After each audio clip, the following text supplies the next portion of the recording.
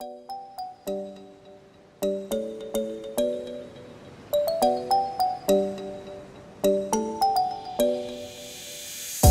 should we run to?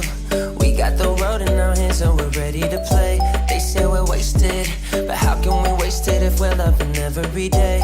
Okay, I got the keys to the universe, so stay. Good morning everyone, good morning teachers.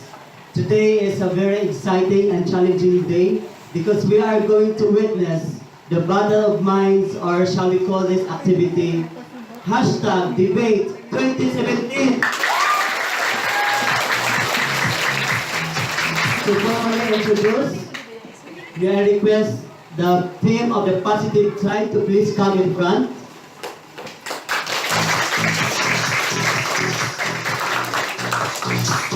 And the team of the negative side, please come in front.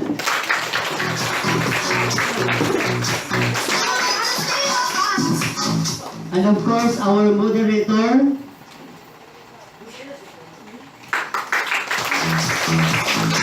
And also our timekeeper.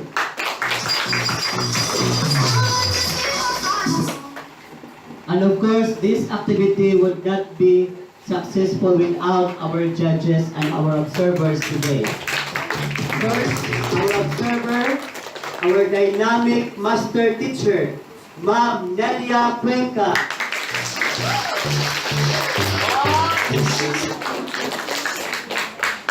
And of course, our senior teacher, the expert in science, Ma'am Edralyn Obaldo. Bluetooth connected. Just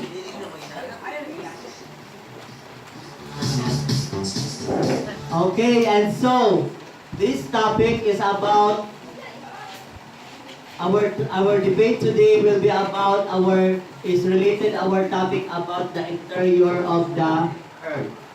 And the two teams will be debating about the title, are you in favor that the coal-fired power plant be used to generate electricity?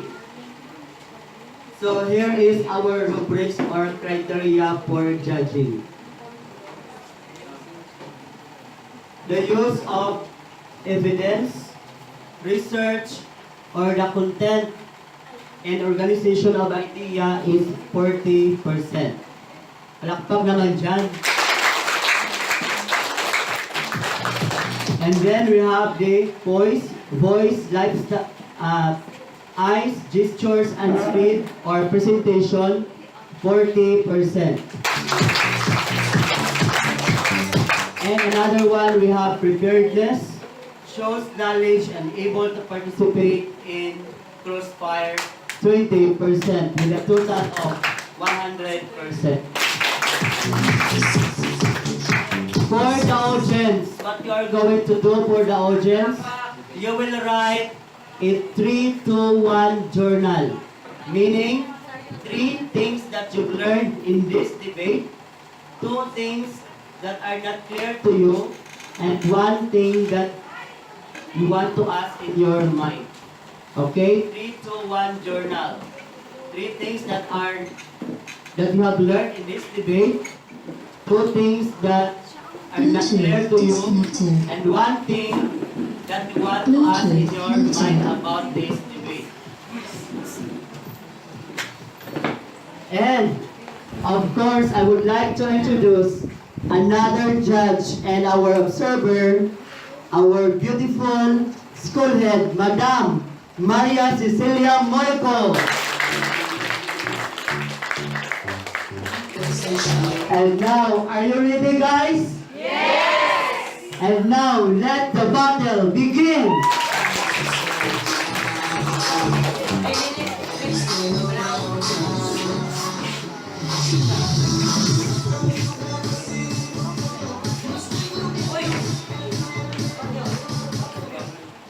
Good morning, ladies and gentlemen. Welcome to the debate 2017. May I request the first speaker from the positive side to come in front. The question is, are you in favor that coal-fired power plant be used to generate electricity? You may start. Thank you, Ms. Villarosa. First of all, good morning, teachers.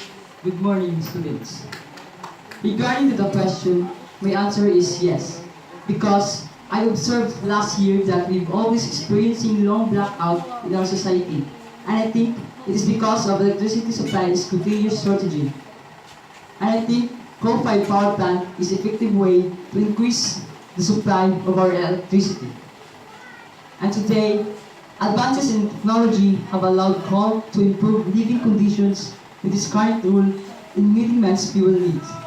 Coal has been used extensively in power generation where better technology is employed to ensure that there is a balance between ecology and economics in producing sustainable and affordable energy.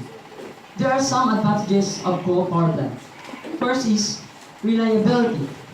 One of the greatest advantages of coal power plant boiler is reliability.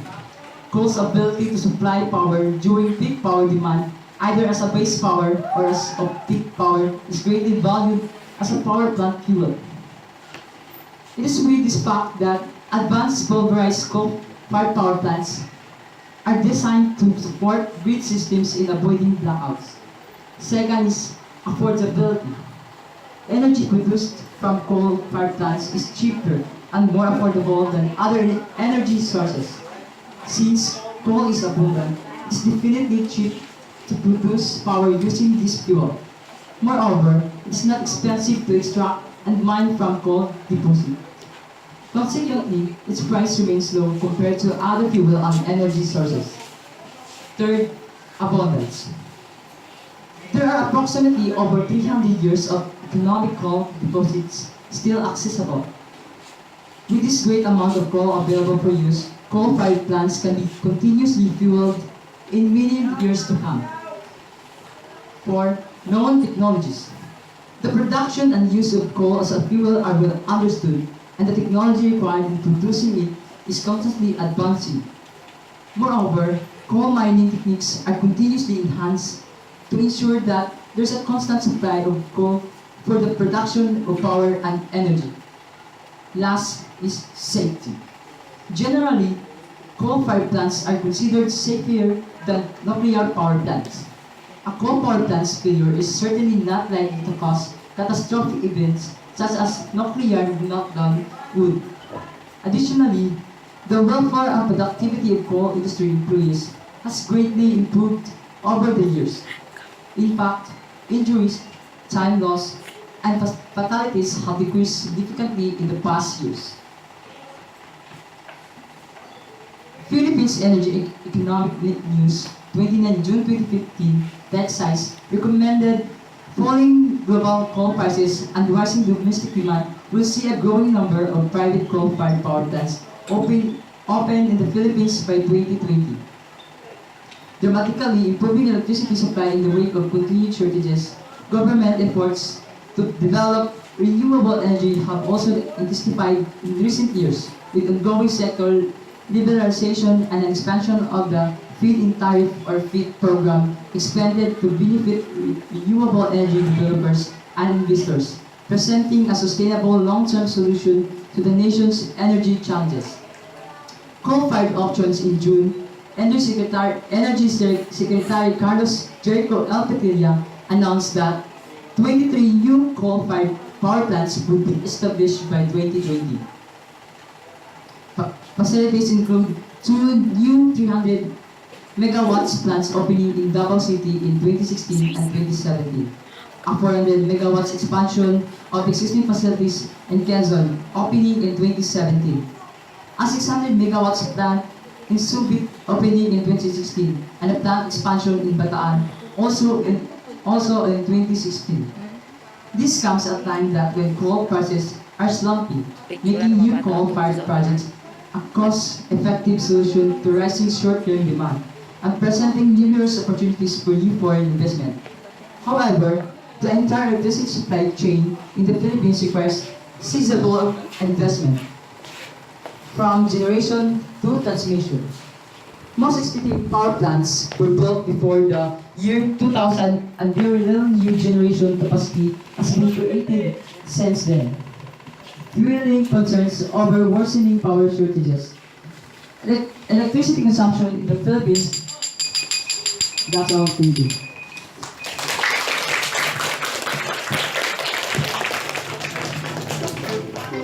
First speaker of the negative side, you may ask questions. First question. Do you know what is a coal-fired power plant? Obviously, yes. Do you have any idea or knowledge of what is the process in running a coal-fired power plant? Yes, of course. Are you aware of its harmful effects to humans' health and to our environment? Confidently, yes.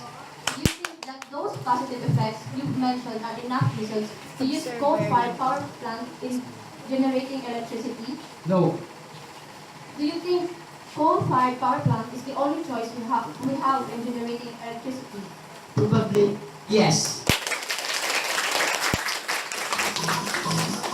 Coal-fired power plant use coal as power plant fuel. Are you aware that there are limited stocks of coal remaining? Of course, yes. According to you, abundance is one of the advantages of coal as power plant fuel. Do you know that coal can be considered as a non-renewable energy source? Confidently, yes. Do you know what is a non-renewable energy source? Of course, yes. We all know that coal mining would be nice to generate electricity, but are you still aware that there are more safer and greater source of energy than coal-fired power plants? Probably, yes. You said that coal-fired power plant can improve electricity supply in the wake of continued shortage. Do you have the assurance that the distribution of the supply would be equal? No. Are you still in favor in using coal-fired power plant in generating electricity, even if it causes damages in our environment, especially to our forests and to our society? No.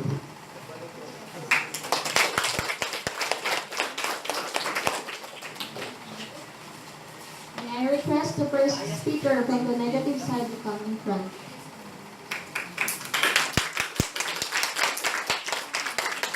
The question is, are you in favor that coal-fired power plant be used to generate electricity? You may ask questions. You may start now. First of all, good morning everyone. Regarding to that question, no, I strongly oppose coal-fired power plant to be used in generating electricity because it is a type of power plant that makes use of the combustion of coal in order to generate electricity. However, it produces large quantities of different pollutants which reduces air quality and contributes to climate change.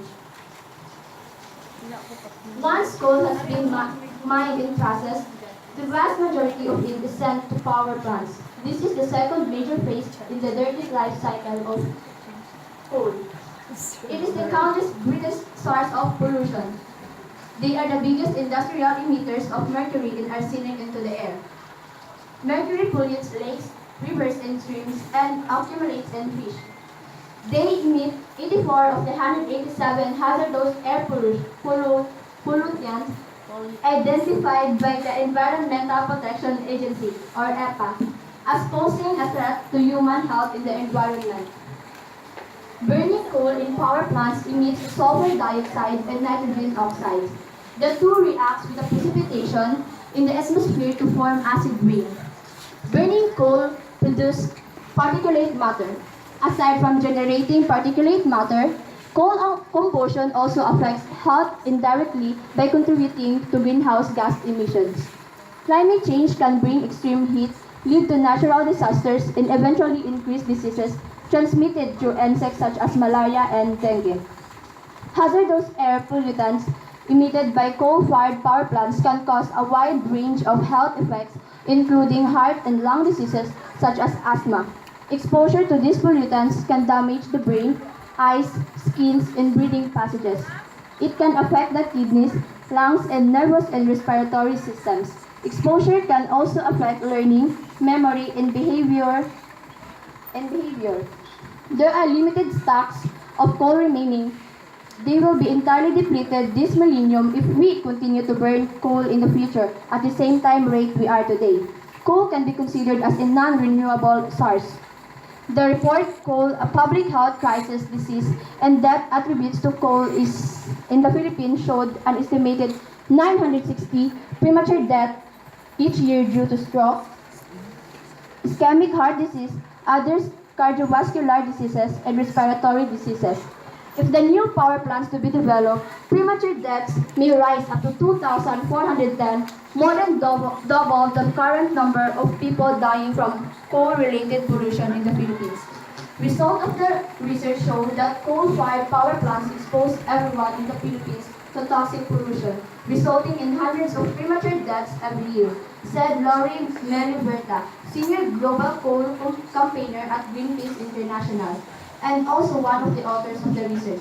Leading economics from the United States of China and Europe are already relying on modern, renewable energy sources for their additional power needs, showing that this is a real option for the Philippines as well. I am now ready for interpolations. First speaker of the positive side, when we ask questions now. Are you aware of the negative effects that might happen when coal-fired power plant is used to generate electricity? Of course, I do. Are you aware of coal-fired power plant in Sarangani? No, I'm not. Are you sure that kind of negative effects will be happen in the future? Yes, I'm pretty sure. You are aware of negative effects, but are you also aware of positive effects? Yes, I am, but I'm just not in favor of that coal-fired power plant. Can you live easily if there's a shortage of electricity that can cause always blackout? Obviously, no. Do you know that our electricity supply continuously decreasing? Yes, but coal power plant is not the only solution. If we have a project that will have to research in the internet, can you still do a research if there's a shortage of electricity? Yes, what's the purpose of libraries?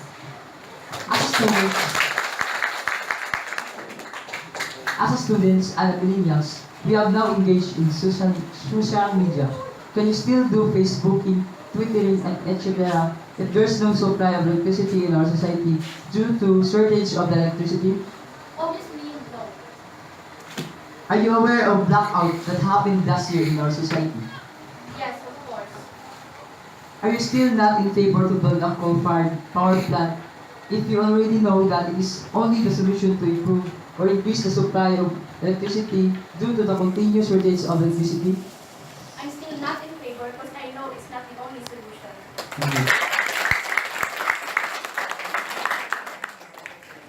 May I request the second speaker from the positive side to come in front? The question is, are you in favor that coal-fired power plant be used to generate electricity? May we start? Good morning, classmates and teachers. My answer is yes. I am in favor of it because there are positive legal bases of building coal-fired power plant to be used in generating electricity. And there are four. First, potentials. The Philippines has a vast potential for coal resources just awaiting full exploration and development to contribute to the attainment of country's energy self-sufficiency program. As of 31 December 2015, our institute coal reserves amount to 470 million metric tons, or 19.7% of the country's total coal resource potential of 2.39 billion metric tons.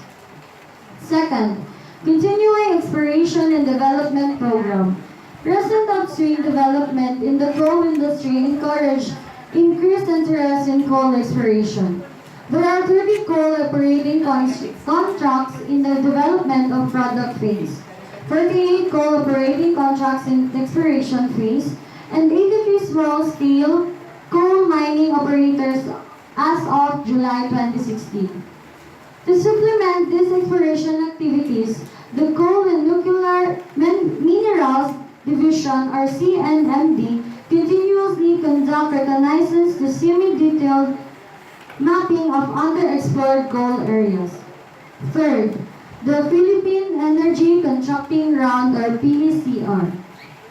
PECR was launched on 9 May 2015. and offered 15 prospective coal areas in Mindanao.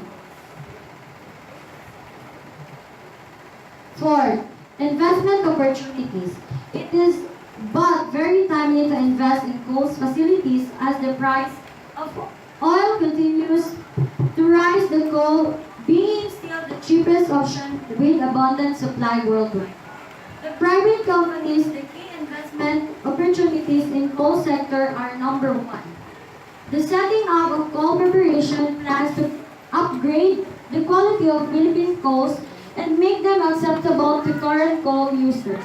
Number two, the expansion of production volumes of higher quality imported coal. Number three, the introduction of clean coal technologies to ensure utilization of Philippine coals with minimal adverse effects on the environment. And number four, the putting of mine mouth power plants designed to utilize the abundant low-run coals that have no alternative markets. Now I'm ready for you. Second speaker of This is my question for you, Miss Estrabon.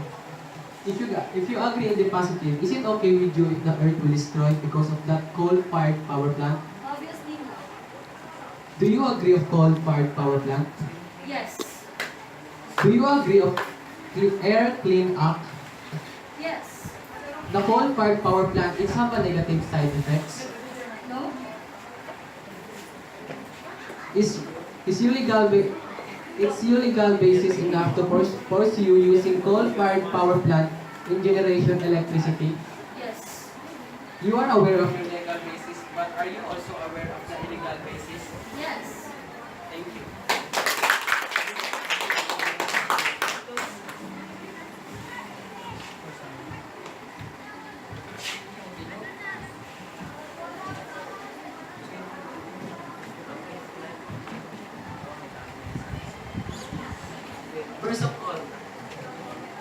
First of all, good morning everyone. Good morning teachers. Good morning sir. I am not agree to continue build the coal-fired power plant in our country and based on my research.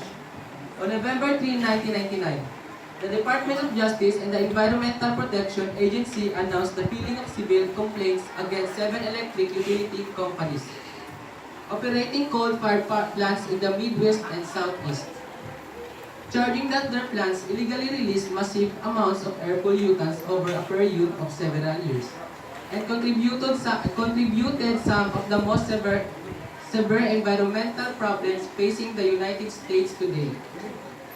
The companies involved are American Electric Power and Company, Synergy, First Energy, Illinois Power, Southern Indiana Gas and Electric Company, Southern Company and Tampa Electric Company. In separate but related actions, EPA issued notice of violation to the same companies, plus an administrative order against the Tennessee Valley Authority.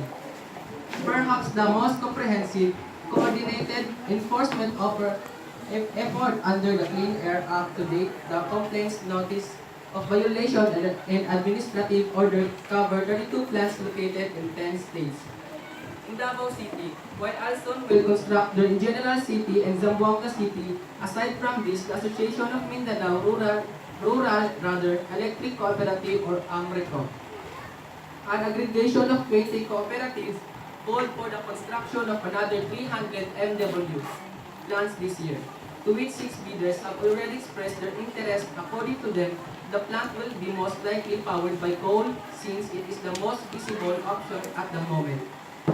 Construction plans push through despite protests from environment groups and residents of the village where the plants will be constructed. Greenpeace Southeast Asia cited coal-fired power plants as the single largest sources of stationary pollution in any country. The toxins these coal-fired power plants produce severely damage both human health and the environment and contributed to a reduced quality of life. They also claim the coal-fired power plants are responsible for 85% rather, of the total globe carbon dioxide emissions. a prime contributor to global warming, last August, the directly affected communities have signed a petition urging the government to abandon the coal energy expansion and direct their efforts to renewable energy projects. If the proposed coal power plant pushed through in our town, it would be like living a death sentence, say Josephine Pareja, village captain to Talisayan, Zamboanga City.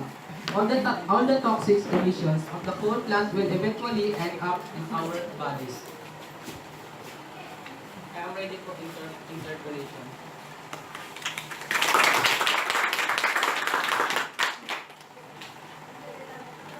My first question is, are you aware of what benefits will we have if the coal-fired power plant build? Pardon, please. Are you aware of what benefits will we have if the coal-fired power plant build? Yes, but that way, the environmental will destroy. You are aware of negative basis, but are you aware of positive basis? Absolutely no. Do you agree of continuing building of coal-fired power plant in Sarangani?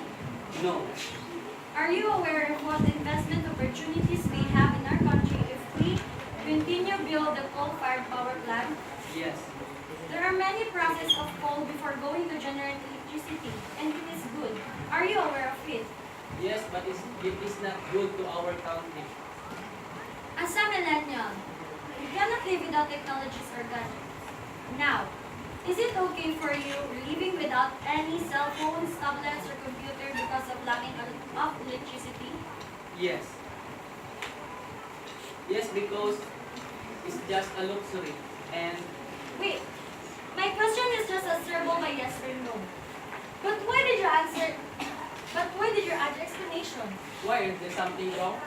No, is there any something wrong? But we have a deal. We agreed that we are going to ask a question and we are going to answer yes or no.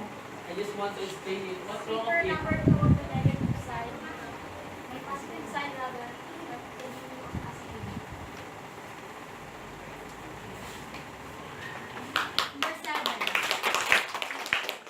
If the negative basis will approve, is it okay for you if we have not enough electricity in our country? So easily. Of course, yes. Is that enough? Yes, it's already. Thank you.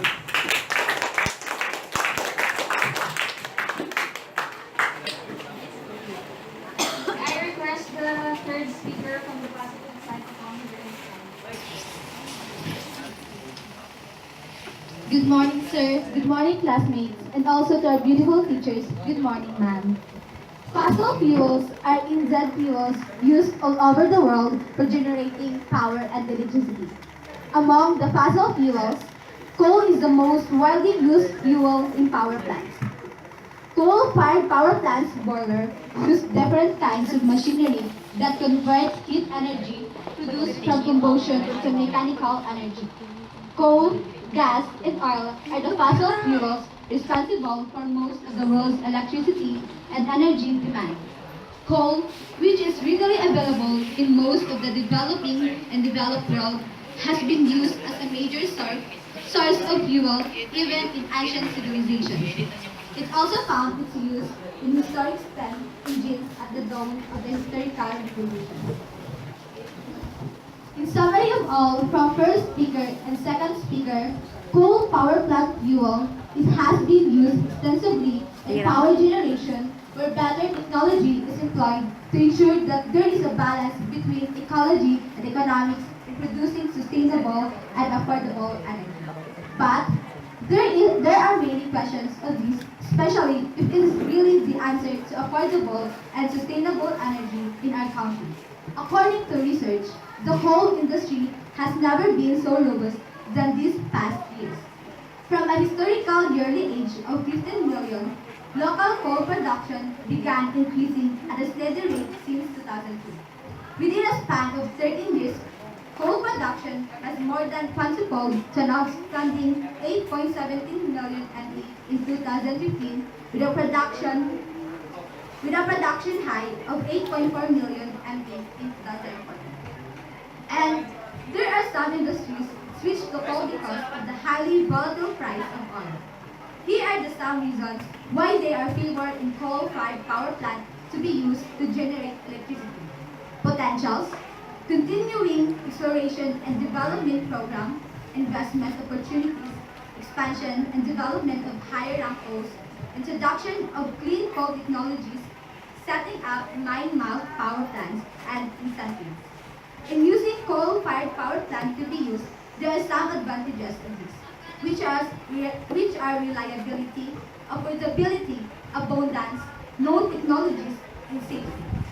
Additionally, the welfare and productivity of coal industry employees has greatly improved over the years. In fact, injuries, time loss, and fatalities have decreased significantly. We, the three of us, are here in front of you to support the coal-fired power plant because in this way, it will help economic growth and make our lives live in the easiest way. It's clearly said that it will decrease injuries, time loss, and fatalities in the past years. And that will be all. Thank you. Third speaker of the negative side, please come to the slide.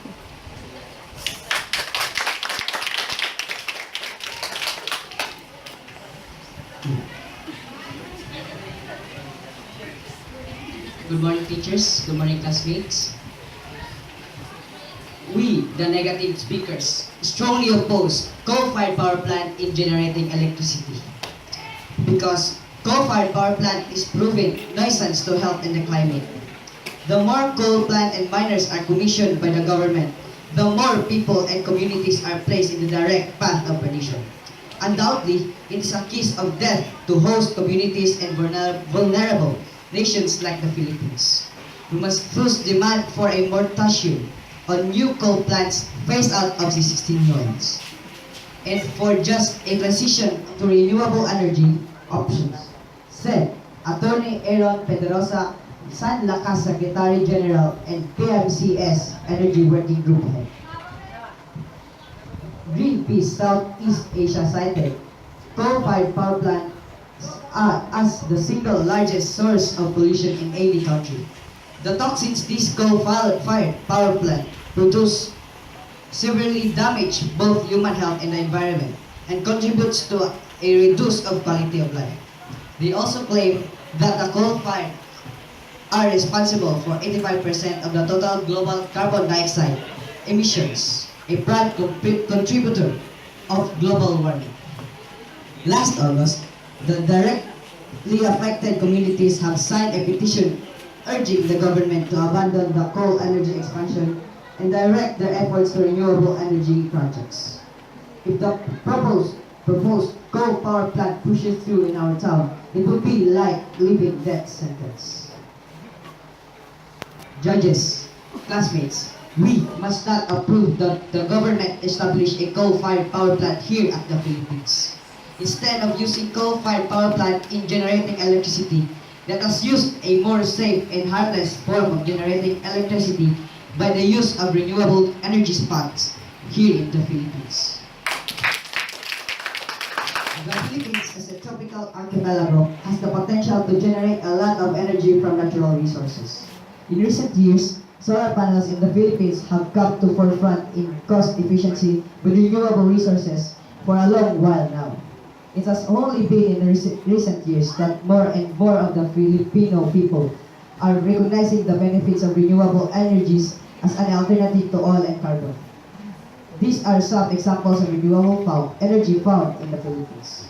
First is the hydroelectric power, a renewable energy we can get in rivers, streams, falls, and other running basins. Second is the geothermal energy. Energy comes from the heat beneath the Earth's surface. Solar power, a good renewable resources, comes from the heat of the sun. And lastly, wind energy. Just like hydroelectric power, it needs a moving air to produce a kinetic that makes electricity. That's all, thank you.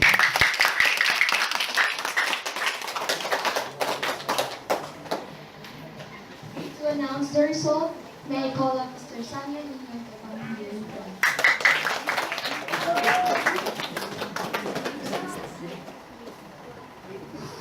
Okay, Before I will announce the result, we will hear the feedback of our judges. And we will start with Ma'am.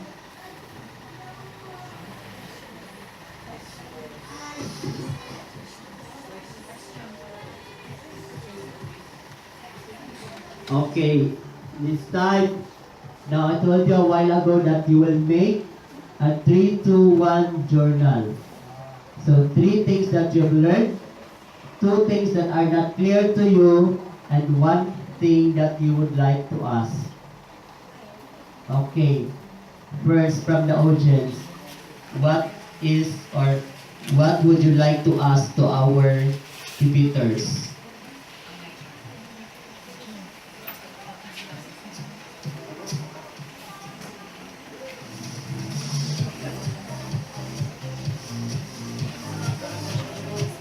Any question?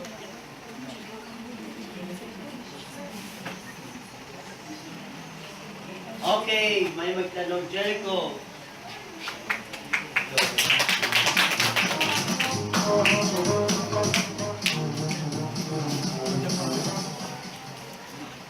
What is the other way to produce electricity?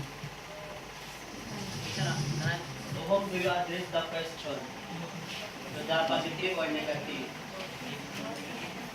Negative, sir. Okay, to the negative side. I would like to answer.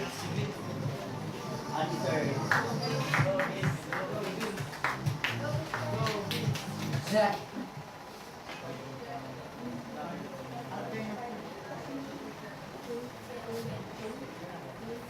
What is the other way to produce electricity? There's many ways to produce electricity, just like hydroelectric power, geothermal energy, solar power, wind energy, and lastly, the biomass power.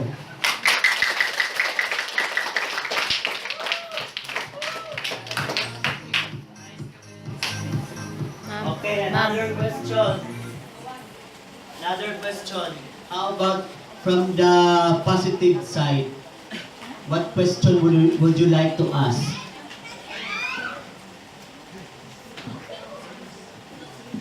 Another question from the positive side? Any question?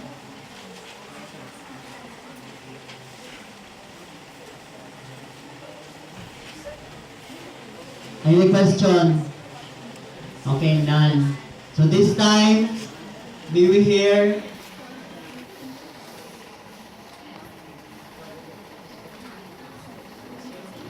okay, I have a question to the positive side. What do you consider from the positive side, especially to our speaker? Is the coal-fired power plant renewable sources of energy or non-renewable source of energy?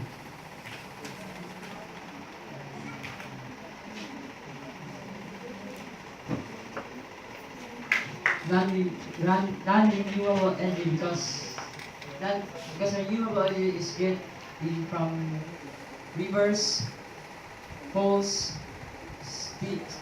solar, and island and sun. Okay, very good. You were able to answer my question. So this time, we will hear a feedback. Before I will announce the result, who will be the winner of this debate, we will hear a feedback from our judges. She will give a feedback to the positive side. We have our master teacher, Madam Nelia Cuenca.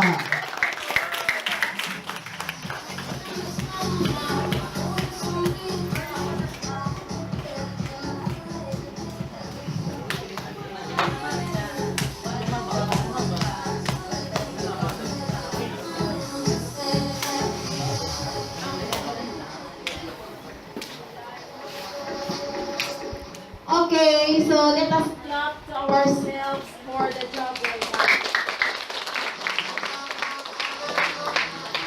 Okay, so for the affirmative side, Okay, so I found out that you really exert efforts in researching just for you to defend your side being an affirmative.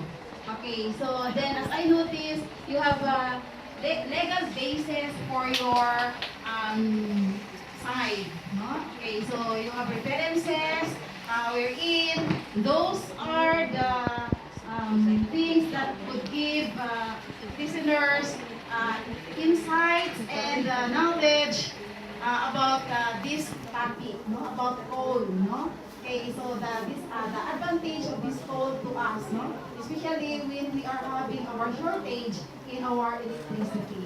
Okay, so, and then for the speakers, as I noticed, you are confident. Okay, so you really prepared for this activity. Okay, so and then you can carry your task as a defender of this topic as affirmative. And for that, congratulations. For this very, very meaningful experience of yours. Thank you, Madam Celia. Now this time, we will hear another feedback from the expert in science, Ma'am Edralyn Obaldo.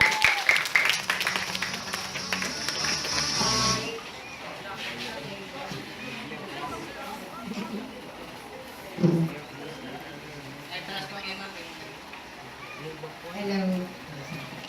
Okay, good afternoon. For the negative side, congratulations, you did it very well. You must learn the effect of food on our environment.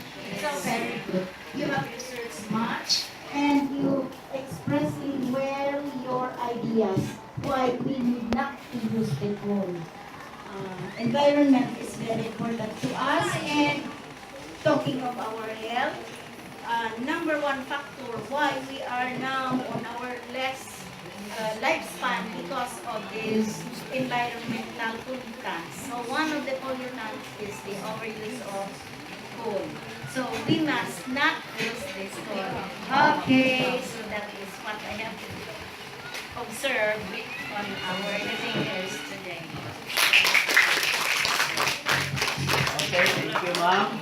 And now, another feedback from our beautiful school head, Madam Maria Cecilia Moico.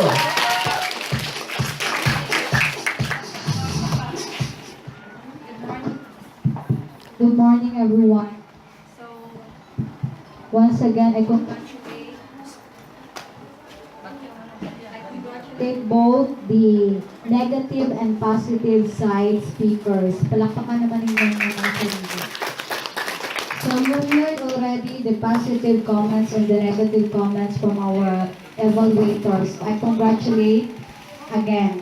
And as a whole, so both the speakers from the negative and the positive side had delivered very well your ideas, significant ideas, which is very evidence-based, very research-based.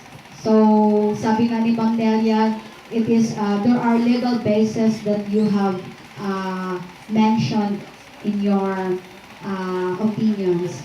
So, that is very good. And then, the gestures when you speak in front, that is very ideal for a good speaker. So that is very good.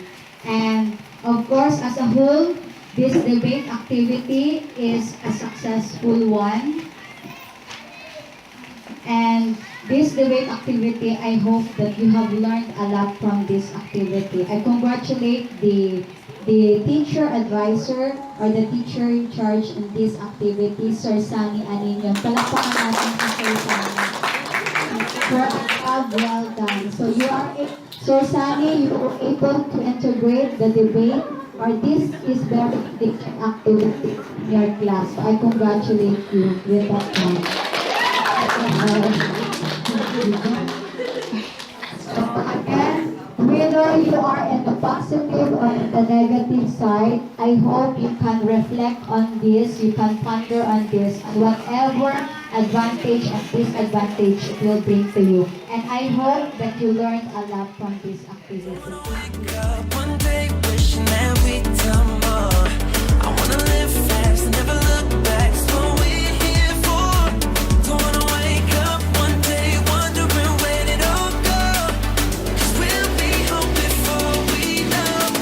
I wanna hear you sing it. Hey mama, don't stress your mind. We coming home tonight. Hey mom, we're gonna be alright. Dry those eyes. We'll be back in the morning when the sun starts to rise. So mama, don't stress your mind. So mama, don't stress your mind.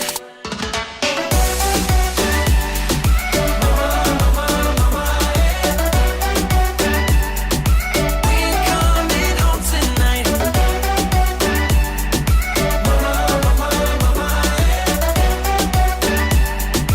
We're coming home tonight. Where should we run to? We got a ticket that takes us wherever we like. We got our problems, but just for the minute, let's push all our troubles aside. Alright, 'cause we got the keys to the universe inside our minds. Yeah, we got the keys, baby. Don't wanna